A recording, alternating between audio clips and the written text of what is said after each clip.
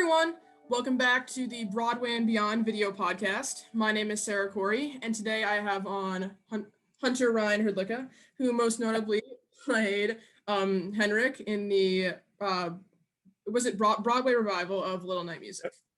Yep. How are you doing today?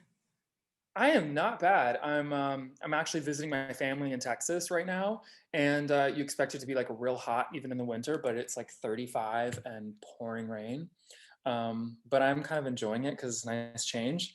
So I'm good. I'm really good. It's New Year's Eve. Yeah, it is. I'm really happy. I don't have any plans. I'm probably just gonna watch like Lord of the Rings or something. Yeah, I don't have plans. I mean, I'm teaching most of the day, believe it or not. And then tonight probably I found this new great series on Netflix, so I'll probably watch that and finish that and then maybe watch The Hobbit. Yeah. What's the series? It's called Equinox. It just came out on Netflix yesterday. It's a show filmed in Danish, but it's like only 6 parts, and it's like really cool. So you have to read the subtitles, but it's awesome. I think I've heard of it. We just started watching this like Christmas Carol series last night. It was on Hulu. But it's like a little bit like darker. Yeah. We really wanted to watch that, but we didn't make it in time, and it was like the day after Christmas, and I was like, no, let's just save it. Yeah. Is it good? Like, yeah, it's like very dark and gray, but like it's pretty good. The plot is good. It gives more of an insight onto the actual character development than the original. So it's like more about what like Scrooge is thinking and stuff. It's cool. Yeah. That's awesome. Yeah. Okay, so what have you been doing in this time for fun? Any new hobbies or interests, new routines? How is life different than before? I think probably like most people in the world, we've been racking our brains trying to come up with new hobbies and new interests. Because like either, if you're an actor like me and you live in New York, you can't act. Broadway is completely shut down, off-Broadway is shut down. I mean, probably until the fall of 2021. So that leaves us to like sit and think, well, what are my other interests? Yeah, what do I like besides live theater? What are the other things that like do? Exactly. And so that's been really challenging, but I've actually been really lucky this year that I've been doing a lot of teaching. So I teach, I mainly focus on high school juniors and seniors, helping them apply to fine arts programs in college. Nice. That is really competitive. Getting into a school for a BFA in acting or musical theater is crazy. For some schools, it's like winning the lottery. Yeah. And so it's just really a specialized thing. And so I do coaching for that. And I have like 108 students this year. And so I teach all of them privately, and it's been crazy, but I've been so thankful to, have that work, and I learn every day from them, and it's just incredible. So new hobbies, not so much, but definitely like new work opportunities through that. Yeah. Super thankful. And I've actually gone back to like taking voice lessons virtually. Yeah. I really don't like the idea, but I teach all day long. And so I was like, I might as well just see what it's like to be on the other side. So I've gone back to taking with my teacher, and I actually have one today. So I do like one every week. That's it's great. like, it's different, but it's better than having none, I feel like. Yeah, I think it's important to keep, your voice is a muscle, and so it's important to keep it in shape. Just like if I go to the gym, I should be taking voice lessons. Yeah, definitely. I've also been learning ukulele, because I got a ukulele like last Christmas, and I didn't start actually learning how to do it until now. So it's been a good time to do stuff like that. That's awesome. Yeah. So and I did start this. So and I am in a few like socially distanced like theater groups right now. One is online. So one, She Kills Monsters? Yeah, absolutely. Yeah. I'm doing that online. It's actually pretty cool because like we can do different lighting effects, even though it's on Zoom. Like we're still gonna do different perspective stuff. Like it's gonna be pretty cool. And then A Little Night Music is in person. That's great. When did you start that? We already did. We had our first rehearsal, and we started learning Weekend in the Country. So Oh, that's so cool. Yeah. That's exciting. No one I'm sure we'll talk more about that. Yeah. Huh? What do you say? I thought I'm sure we'll talk more about that. Yeah. No one knew like what it was, and then I looked it up and I saw like how awesome it is. Like no one knew like what like so it's our music director's favorite musical, and we're like, what's that? And but then I looked it up and it's really good. Yeah, it's really cool. Believe it or not, I wasn't that familiar with it before I was in it. I had always known it. I known of it. I had the album since I was a kid, but I had really never like played through the whole thing. Yeah. I just kind of knew the gist of it, but I didn't know a lot about it. In Yeah. fact, I went to see a production of it while I was in college and I left. I was like, what is this? This is so bad and so boring. Get me out of here. And my friend and I left. In fact, I think we left like right after the song Later, which is the song I ended up doing. Yeah. I was like, this is crazy. Why is he playing with a cello? None of this makes sense. Is he in love with his mother? Oh my, get me out of here. I saw I watched an interview about it was like a Stephen Sondheim interview, and he was talking about he was going to assign each character an instrument, but then he ended up just assigning Henrik the cello. Yeah, I just read that too. Thank God. Yeah. But there was also like these cool videos of him. I don't know if you've seen them, but he was like at a college in London and he was coaching different kids, and there was one on Later, and he gave really good insight on it. It was so good. Yeah. Great feedback. I remember watching that before my audition. Oh, you've seen it? Oh yes, I remember. Yeah, it's wonderful. It's wonderful. Yeah. Anytime he speaks, it's great to listen. Yeah. He's such a good teacher. He's so good. Yeah. Yeah. So okay, so were you currently working in a production when the shutdown started? If so, how/when did you find out that your work would be taking a pause? So, like right when I found out about the shutdown, I was not working at the moment, but I was supposed to start work teaching at Texas State University for their summer program. So I was going to be teaching at that for a month, and then I was going to go do a production of Titanic at Maine State Music Theater, and then at the Fulton Opera House. And both of those were canceled, not even postponed, just canceled. And so, yeah, my boyfriend was also, he wrote a show that was going to happen off Broadway, and I was in that, and that's been postponed. So I wasn't like at that moment like actively rehearsing something, but I had work lined up for a whole year, and all of it was canceled. It's a major When were you in bummer. Cinderella?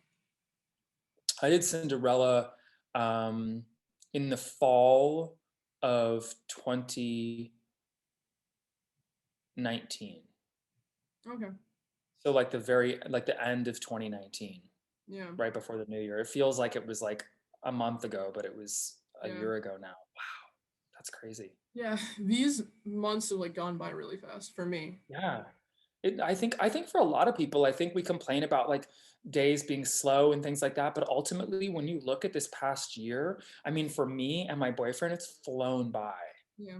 Like when the pandemic started and New York shut down, we actually went to Vermont and we spent 3.5 months there.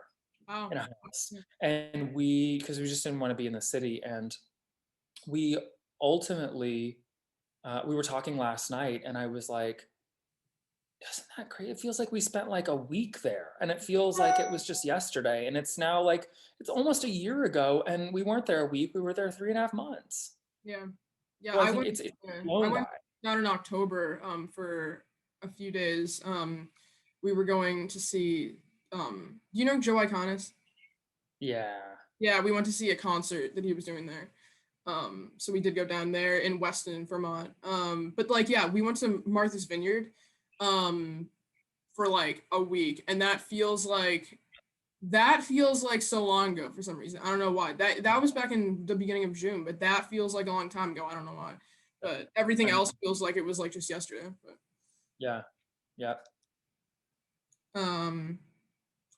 So yeah, so how have you been holding up during this time? Have you been really affected by it personally? Have you been struggling to pay for certain things, or has your living situation been affected at all? I would say that I actually had coronavirus in February, like back before anyone really knew it was in New York. And so I was sick and I kept going to the doctor over and over. And, you know, because it really wasn't known that it was in America, the doctors weren't asking about it. And so I was pretty sick, and my boyfriend got it, and I think our roommate got it. And so we were sick. But ultimately, it wasn't like horrible, and we got better. It took about a month though. Um, and then I would say that the biggest thing it's done is how it's affected us is that it's just kind of, you know, I mean, other than like all of our work being canceled, it's just taken away so much of the joy about being in New York. Yeah, because You everything, know, because that all the like a bunch of the like, I feel like it wouldn't be as festive. Yeah, I mean, it's definitely not as festive, but there's no tourists and there's no theater. Everything's just dead, you know, and there are people there, of course, and it's wonderful and it's great. But you know, like indoor dining is closed down. I mean, it's just a lot of things it's really hard. And it's like, this isn't our home. It just doesn't feel right. Yeah. And so we've spent a lot of time in other places. And so that's been strange. But financially, you know, I'm happy for the unemployment and the pandemic assistance, and I'm happy that it was just extended. And but really, you know, the teaching has been a great supplement for us, and so it's been really wonderful. But I think the biggest thing is that it's just how it's affected our city and our work. You know, like our agents aren't even back in their office yet. You know, they're still working from home, and it's really different. But I think no matter what, you know, my boyfriend and I talk about it all the time, but I think no matter what, we're both planning to kind of stay in the business, and we're not gonna, That was we're not planning. That's actually the next question. Oh, was it? Are you gonna Yeah. quit? Yeah, you know, no, it was like, are you planning on staying in the business or look for other employment options, or are you unsure? So we can skip that one. Yeah, I think I mean, we're for sure planning to stay in it and see. Ultimately, we just don't know what it's going to be. We don't know when it's going to reopen, and we don't know what it's going to be like. Like, in the next year, are a bunch of regional theaters going to close down, and so there's going to be less work around the country?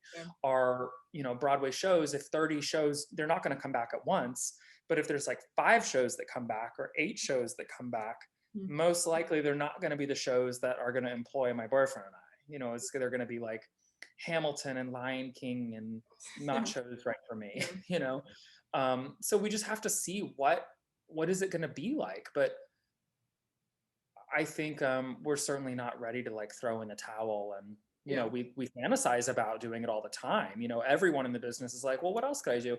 Half my friends, even like I have Tony Award-winning friends that are getting their real estate license to go sell real estate. You know, That's my dad. Robert Fairchild, yeah. I mean, Robert Fairchild, he just opened a like a flower company and like a florist company, and I mean, it's crazy. Some of my friends, other Broadway dancers, they're going back to school for other things right now. They're going to college, and so you know, it's just I think a lot of people are thinking about leaving the business, or at least what could they do for a year or two. Yeah, just to keep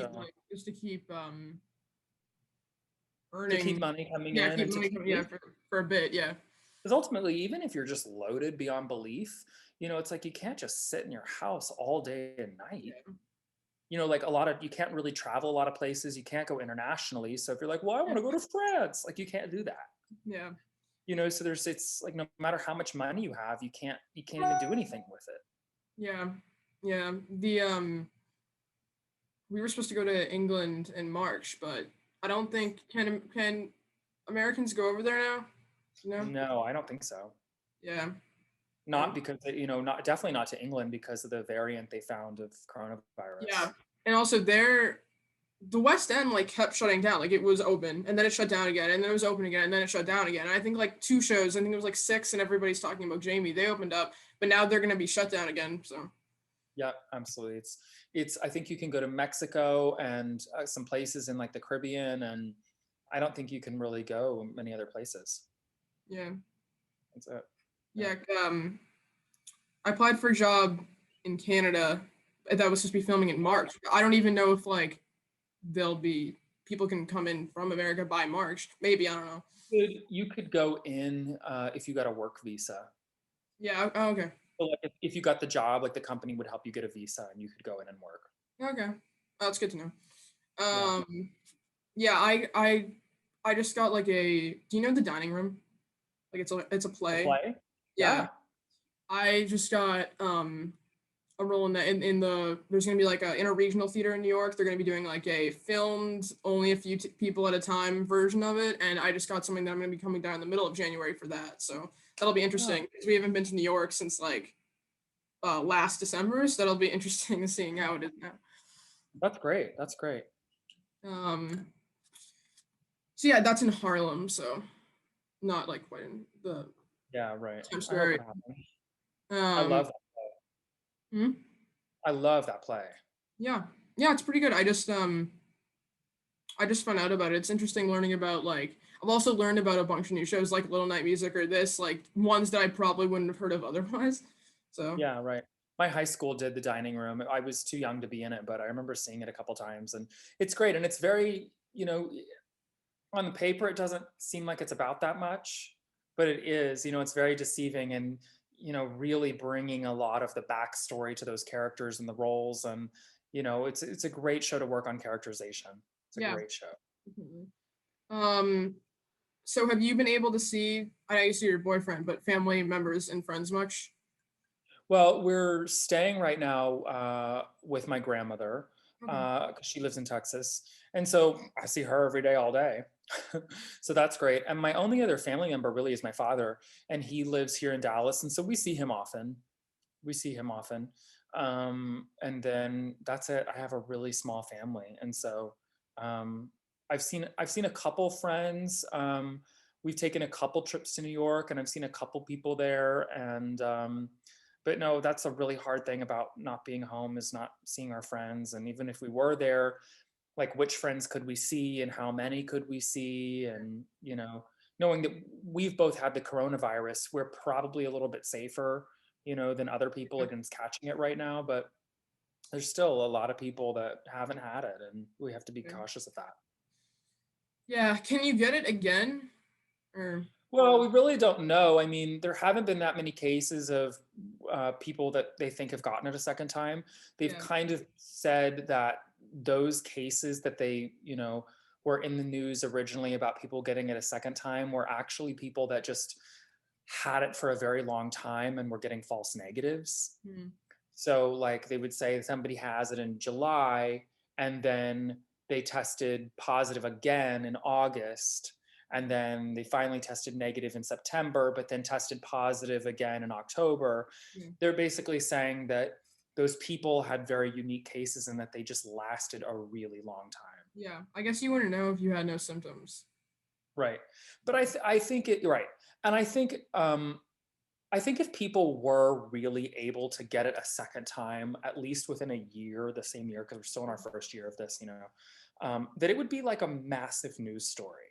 I think we'd be hearing about it nonstop. I think, because like basically all the doctors and nurses have gotten it that work in hospitals. We would be hearing about this daily of them catching it a second time if it were possible, Yeah. I think.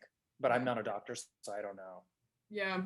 Um, yeah, I don't know, like my cousin is a nurse, and she works in a hospital, but she hasn't gotten it yet, thankfully. So, uh, Good for um, but yeah, I don't think most people really know. Like, you. um, We'll learn probably this year. yeah, It'll 2021. Yeah.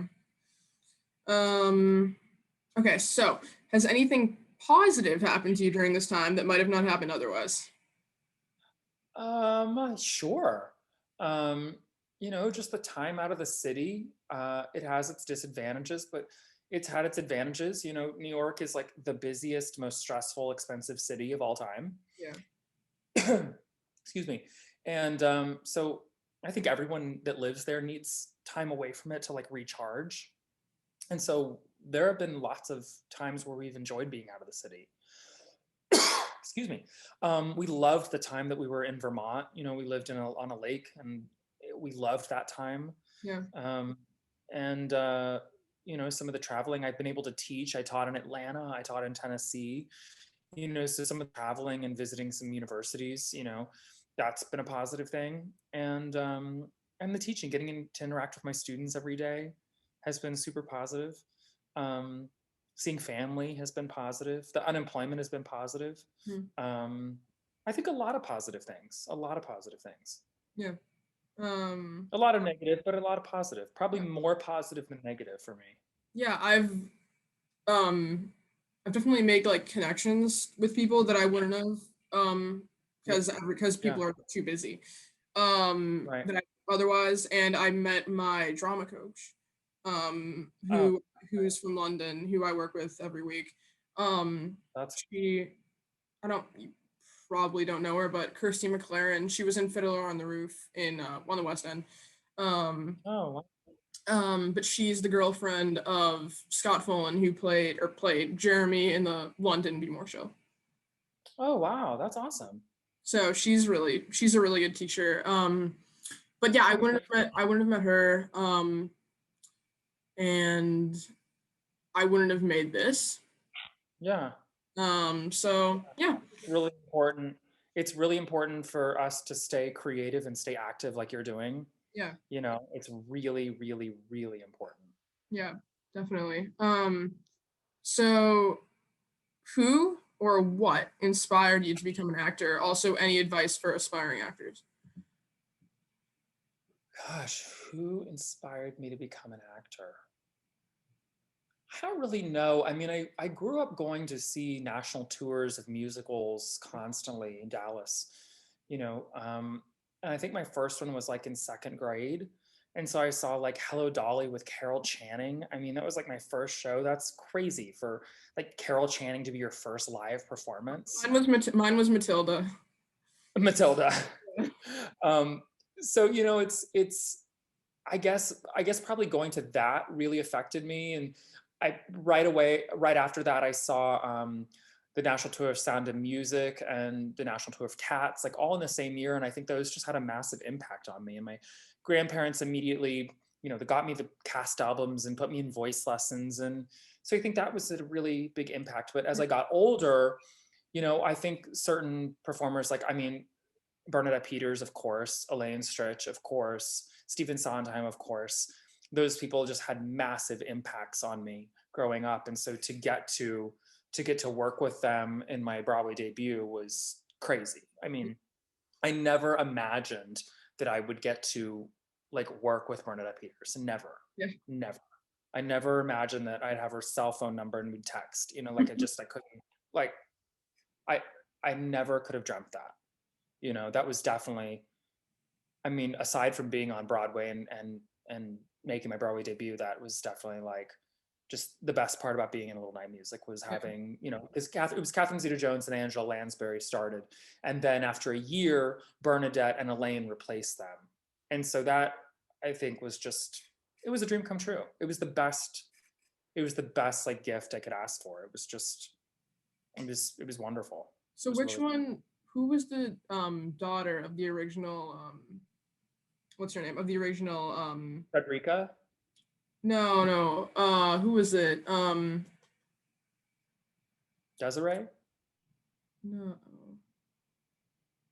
What's her name? What's how am I forgetting her name? Who is Frederick's wife? Anne. Yeah, Anne. Didn't like her daughter ended up playing Anne? Oh, I know what you're saying. Okay, so the original Anne and Henrik from the original production in the 70s or 80s? 70s. 80s? I think it was 70s. 70s, yeah. I think 70s. The original Anne and Henrik got married and had a daughter, and their daughter was Anne in the revival that I was in. Wow. That's cool. So the mother's daughter grew up and played her same role in the Broadway revival, and it was just crazy. It's crazy. Right. She's wonderful. And her name's Ramona Mallory, and I still talk to her all the time. And she went to LA for a little while after the show, and she got involved in all sorts of different projects. And now she's just moved back to New York, and you know, like all of us, waiting for the pandemic to end so she can come back to doing theater. That's great. But that was a really cool story. Yeah, that's cool. Yeah, like because Henrik and and are supposed to like get married in the show. I know, they run off and get married, and they really did. They really did in real life. I love that. So what's your favorite thing about being an actor, and favorite thing about being in a Little Night Music, and how did being in a Broadway show help you grow as an actor? I mean, definitely favorite thing about A Little Night Music was the cast and Sondheim. That was my favorite thing ever. How did it help me grow as an actor? I mean, in so many millions of ways, but I think just teaching, the first thing it taught me was what it's like to do a show 8 times a week for like more than 2 weeks. What's you that know, like? so What's that like? it's odd. It's odd because, you rehearse and then you do previews, which are like the show in front of really important people, but yet you still rehearse in the daytime and make changes. So I'd never experienced that process, and that was really interesting. Then you have an opening night, and then you run the show. And usually when you're doing a show, there's still a lot of excitement on opening night. There's still a lot of excitement in the weeks after. But what I found is that the excitement really died down like a couple weeks after the opening night. And then it just became like, oh, this is the thing I do every day. Yeah, just like the job. I go and do this. Yeah, it becomes a job. Yeah. It's like, oh, this is what I do every day. And my day now revolves around that. Like, it's my job. Yeah. And so it was still a joy and amazing, but it was like a job. And so I started to have other projects that I would do outside of the job. So then I was like, okay, well, I'm doing this job, and so I want to start putting a concert together. So then I put like solo concerts together, and I would do readings, I would do concerts, I would do all sorts of things, but it's really amazing, and it teaches you such good self-discipline and time management. And also you have to really take into account that you can't get sick. Yeah. You just cannot get sick. If you get sick, you can't do your job. Yeah. How many times are you like allowed to like call in a understudy? There's not really limits on that, because you they just don't want to, like. Yeah, they trust that you won't abuse that privilege to have an understudy. And I don't think people want to be on Broadway just to constantly call out. Yeah. Those aren't the people that really make it. Yeah. So my understudy in almost 2 years went on twice for me. Oh wow. Okay. And so one time I had committed to do another concert, and I just was like, I was so exhausted and I couldn't balance both. And so I had to miss one performance. And the other one, I forget the other one.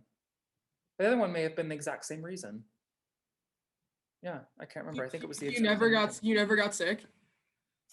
I got sick, but I was always able to just kind of power through. I would go to the doctor and get nasal spray, antibiotics, steroids, all sorts of stuff to just keep my voice going. And so I was able to just push through.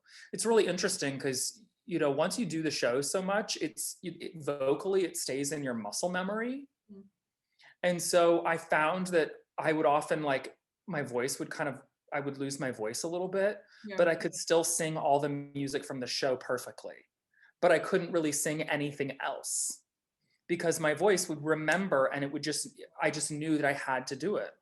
And so later would be just perfectly in my voice. Yeah. But if you asked me to sing any other piece of music, I would have been like, I can't. It was mind-boggling. It was the power of just muscle memory. Because you'd think if you were sick, it'd be hard to do those high notes. Yep. And it was difficult, but it was there. It's crazy. It's really crazy. That's cool. I was just about to say something and I forgot what it was. Oh, all right. So how long, what was the audition process like? Like, how long did that take? For me, it was about a 10-day process is all. That's it? I had one audition for the casting directors. I had a second audition for the director and the producers and everybody from London. And then I had a third callback for all of them and Sondheim. And then I found out 2 days later that I got the part. Wow. What was It was a performing quick process. For most people, in front of Sondheim like? What was that like? I I wasn't nervous because I was just so freaking excited to be there with him. Yeah. I just like I was able to just totally compartmentalize my nerves, and I was just like, I am so excited. This is the greatest day of my life. Hmm. It was so incredible. It really was. Um, I was gonna say, okay, so do you think, I think you touched upon this earlier, but do you think that the unemployment benefits helped much, or do you think that more should have been given? Also, now with it being expired, how do you think people are getting by? Um, yeah, I think the unemployment benefits have been incredibly helpful for everybody. I don't like that people have gotten unemployment benefits or stimulus checks in America that maybe don't need it. I wish it had been easier to determine who really should get the pandemic assistance and who should get the stimulus checks, rather than just everyone. But it's been really helpful and necessary. Um, it's hard for me to say, like, do I think they should have been more, or you know for my living situation, I they were helpful and great and I didn't need more. But for other people in America, they should have been more, and they should be more. Yeah. And luckily, we just found out, I guess it was like yesterday or the day before, that they're extended. So, people will now get another 11 weeks, which I Yeah. think is really helpful, because if you So see on the news, like, the trillions of people that are waiting in like food bank lines, I mean, it's out of control. yeah. I mean, it's out of control, the people that need money for food. Yeah. So, yeah, unfortunately, yeah. But fortunately, they've been extended, so that's great. Yeah. When did you say like that was announced? I think I think it was the day before yesterday. Okay. Trump finally signed. Trump finally signed the stimulus bill, Oh, and nice. so I got an email this morning from like in New York State saying that unemployment will extend for 11 weeks. Cool. That's good. Yeah, Um, that's great. so okay, so I it's kind of matched with that, but I heard there was a letter that hundreds of artists have signed asking President-elect Biden for support. Do you think there's hope for anything to come of that? Yeah, I do. I think it's, that hundreds of thousands of people now that have signed it.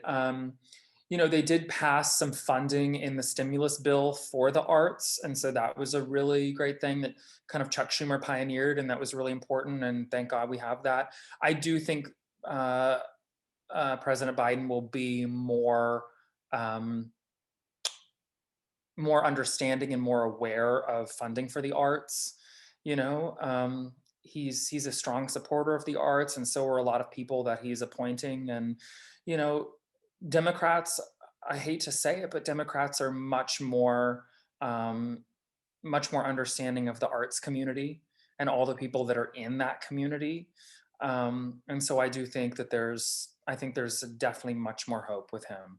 Um, Yeah. Definitely. And we kind of have no clue of when things will open back up, but I'm hoping that the funding that was just passed will be enough to kind of get us through to that time, or get certain theaters through, or Broadway, and that if we end up needing more, that the government will step up and kind of help us make it to that point of when things can open. Yeah, Broadway is May 30th or June 30th right now.